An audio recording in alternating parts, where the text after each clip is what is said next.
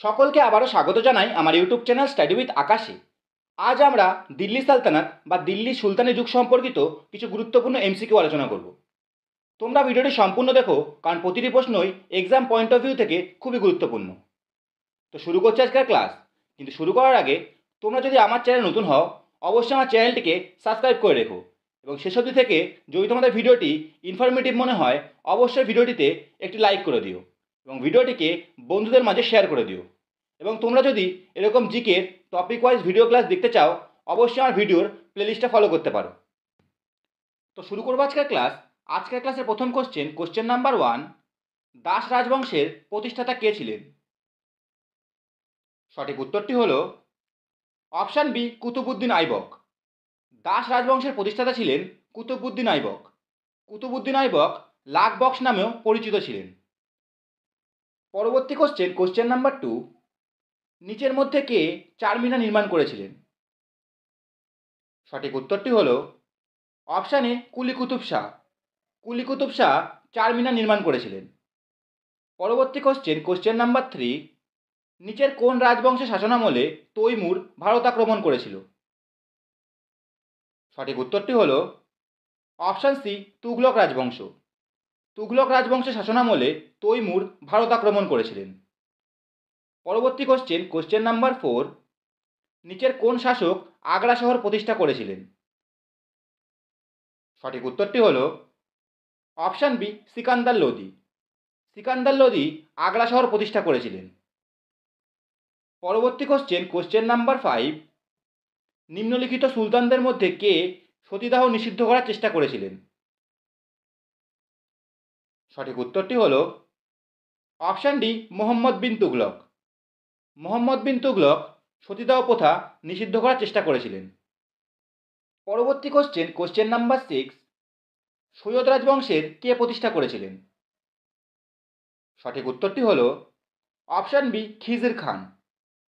খিজির খান সৈয়দ রাজবংশের প্রতিষ্ঠা করেছিলেন।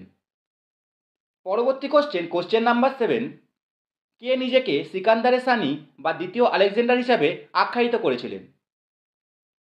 সঠিক উত্তরটি হলো অপশান ডি, আলাউদ্দিন খিলজি। আলাউদ্দিন খিলজি নিজেকে সিকান্দারের সানি বা দ্বিতীয় আলেকজান্ডার হিসাবে আখ্যায়িত করেছিলেন। তোমরা এর সাথেই মনে রেখো, আলাউদ্দিন খিলজি দাগ ও চেরা প্রথা চালু করেছিলেন। পরবর্তী কোশ্চেন নাম্বার 8, লোদি রাজবংশের প্রতিষ্ঠাতা কে ছিলেন? সঠিক উত্তরটি হলো অপশান এ, বাহলোল লোদি। বাহলোল লোদি লোদি রাজবংশের প্রতিষ্ঠা করেছিলেন। পরবর্তী কোশ্চেন নাম্বার 9, নিচের কে চেঙ্গিস খানের সমসাময়িক ছিলেন?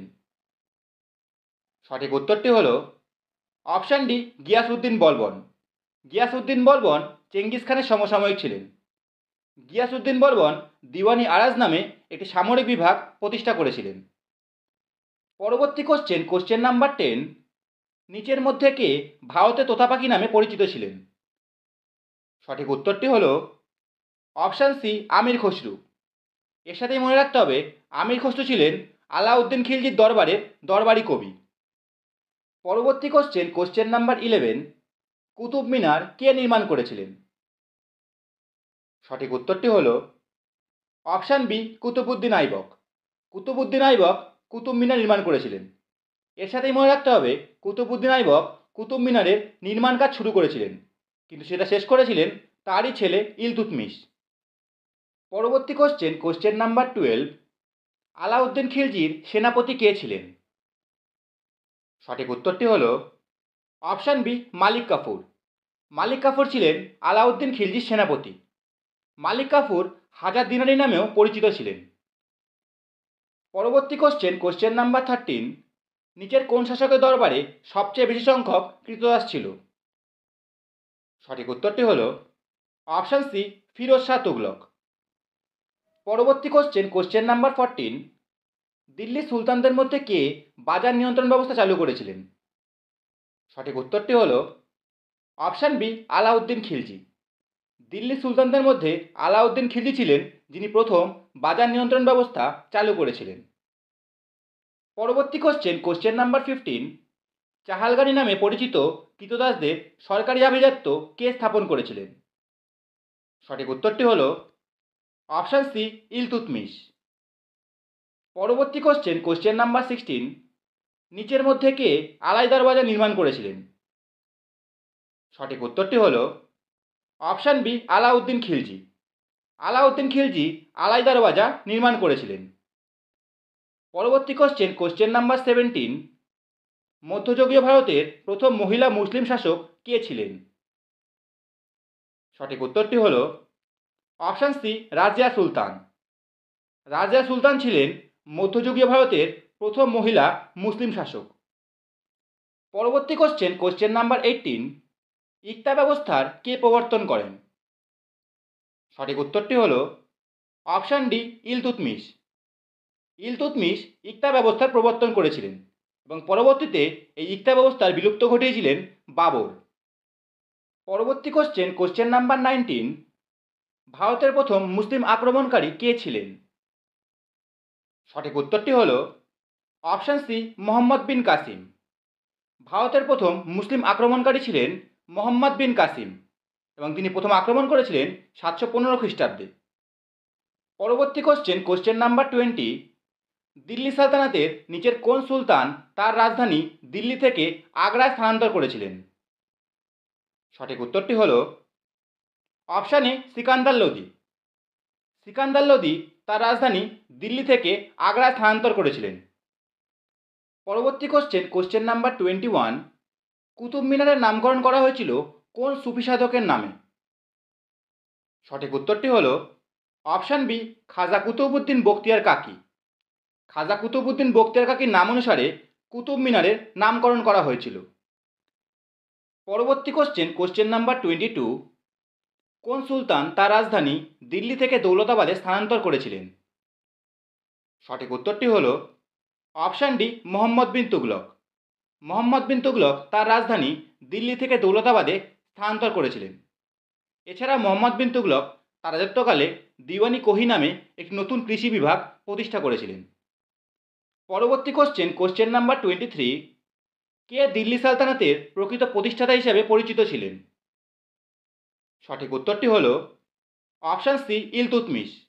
ইলতুৎমিশ দিল্লি সালতানাতের প্রকৃত প্রতিষ্ঠাতা হিসেবে পরিচিত ছিলেন। তিনি প্রথম রৌপ্য মুদ্রা টাঙ্কা এবং তামার মুদ্রা জিতলের প্রচলন করেছিলেন। পরবর্তী কোশ্চেন নাম্বার 24, প্রথম মুসলিম শাসক কে ছিলেন যার সাম্রাজ্য ভারতের চরম দক্ষিণ পর্যন্ত বিস্তার লাভ করেছিল? সঠিক উত্তরটি হল অপশান এ আলাউদ্দিন খিলজি। আলাউদ্দিন খিলজি রাজত্বকালে তার সাম্রাজ্য ভারতের চরম দক্ষিণ পর্যন্ত বিস্তার লাভ করেছিল। পরবর্তী কোশ্চেন নাম্বার 25, নিচের কে বিখ্যাত সোমনাথ মন্দির আক্রমণ ও লুট করেছিলেন? সঠিক উত্তরটি হল অপশান ডি মাহমুদ গজনী। মাহমুদ গজনী বিখ্যাত সোমনাথ মন্দির আক্রমণ এবং লুট করেছিলেন। পরবর্তী কোশ্চেন নাম্বার 26, মরক্কোর পর্যটক ইবন বতুতা কার রাজত্বকালে ভারতে আসেন? সঠিক উত্তরটি হল অপশান ডি মোহাম্মদ বিন তুগলক। মোহাম্মদ বিন তুগলকের রাজত্বকালে মরক্কোর পর্যটক ইবনে বতুতা ভারতে এসেছিলেন। পরবর্তী কোশ্চেন নাম্বার 27, আড়াই দিন কা ঝোপড়া কে নির্মাণ করেছিলেন? সঠিক উত্তরটি হল অপশান বি কুতুবউদ্দিন আইবক। আড়াই দিন কা ঝোপড়া নির্মাণ করেছিলেন কুতুবউদ্দিন আইবক। পরবর্তী কোশ্চেন নাম্বার 28, নিচের কোন সুলতান চৌগান বা পোলো খেলতে গিয়ে মারা যান?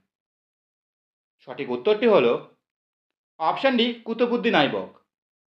কুতুবউদ্দিন আইবক চৌগান বা পোলো খেলতে গিয়ে মারা গিয়েছিলেন। পরবর্তী কোশ্চেন নাম্বার 29, জিল-ই ইলাহি উপাধি কে গ্রহণ করেছিলেন? সঠিক উত্তরটি হল অপশান বি গিয়াসউদ্দিন বলবন। গিয়াসউদ্দিন বলবন জিল-ই ইলাহি উপাধি গ্রহণ করেছিলেন। এছাড়াও তিনি নমস্কারের স্বাভাবিক রূপ হিসেবে সিজদা ও পাইবস প্রথার প্রবর্তন করেছিলেন। তো এই ছিল তোমাদের আজকের এমসিকিউ। এরপর আমরা ছকের মাধ্যমে দেখে নেব দিল্লি সালতানাত বা সুলতানি যুগে কোন কোন রাজবংশ দিল্লিতে রাজত্ব করেছিল। দিল্লি সালতানাত বা সুলতানি যুগের সময়কাল ছিল 1206 থেকে 1526 খ্রিস্টাব্দ পর্যন্ত। দিল্লি সালতানাতে প্রথম রাজত্ব করেছিল দাস রাজবংশ। সময়কাল ছিল 1206 থেকে 1290 খ্রিস্টাব্দ। তারপর আসে খিলজি রাজবংশ, সময়কাল 1290 থেকে 1320 খ্রিস্টাব্দ। তারপর আসে তুগলক রাজবংশ, 1320 থেকে 1414 খ্রিস্টাব্দ পর্যন্ত। তারপর আসে সৈয়দ রাজবংশ, 1414 থেকে 1451 খ্রিস্টাব্দ পর্যন্ত। এবং সবশেষে আসে লোদি রাজবংশ, 1451 থেকে 1526 খ্রিস্টাব্দ পর্যন্ত। তো এই ছিল তোমাদের আজকের ক্লাস। তোমাদের একটা ভিডিওতেই আমি তোমাদের এই টপিকের সমস্ত ইম্পর্টেন্ট কোয়েশ্চেনগুলি কভার করে দিলাম। তোমার যদি ভিডিওটি ইনফরমেটিভ মনে হয় অবশ্যই ভিডিওটিতে একটি লাইক করে দিও এবং ভিডিওটিকে বন্ধুদের মাঝে শেয়ার করে দিও। এবং তোমরা যদি আমার চ্যানেল নতুন হও অবশ্যই আমার চ্যানেলটিকে সাবস্ক্রাইব করে রেখো। তো আজকের জন্য ভিডিও এইটুকুই রাখলাম, দেখা হবে পরের ভিডিওতে। ধন্যবাদ।